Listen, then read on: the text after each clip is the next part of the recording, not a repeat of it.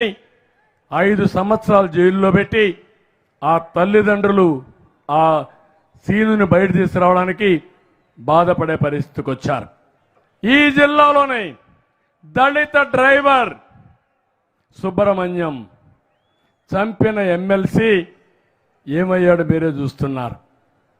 ఆయన ఊరేగిస్తారు.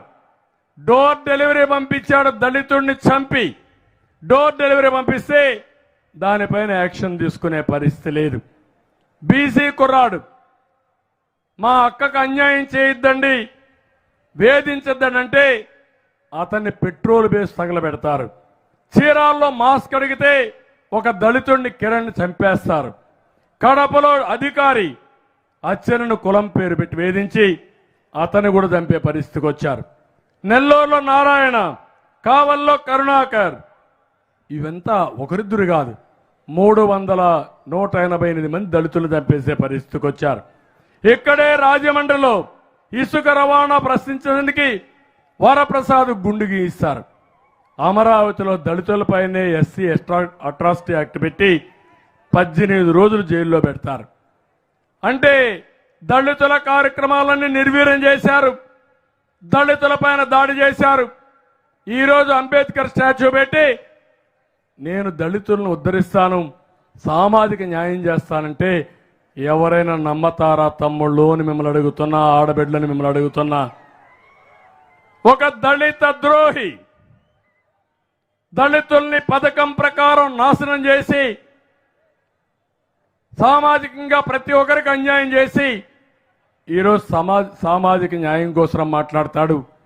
ఈ విషయం కూడా మీరు గుర్తుపెట్టుకోవాల్సిన అవసరం ఉంది. నేను అందుకే అడుగుతున్నా. అంబేద్కర్ గారు ఒక మాట అంటారు, రాజ్యాంగం ఎంత గొప్పదైనా దాన్ని అమలుపరిచే వాళ్ళు చెడ్డవాళ్ళు అయితే అది సత్ఫలితాలు ఇవ్వదని ఆ రోజే ఆయన చెప్తాడు. రాజ్యాంగం చాలా ముఖ్యం, ఉండాలి.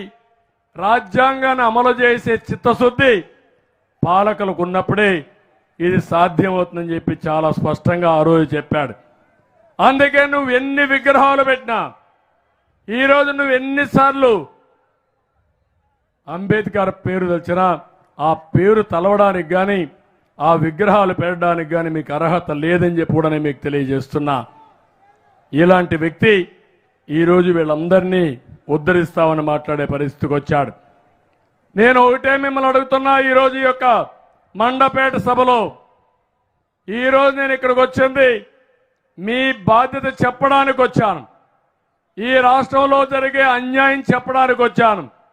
భవిష్యత్తులో ఇదే పరిపాలన కొనసాగితే ఏమవుతుందో చెప్పడానికి వచ్చానని చెప్పి కూడా నేను మీకు తెలియజేస్తున్నా. నిన్నే విశాఖపట్నంలో పినగాడి వేపగుంట రోడ్డు ఇక్కడ చూస్తే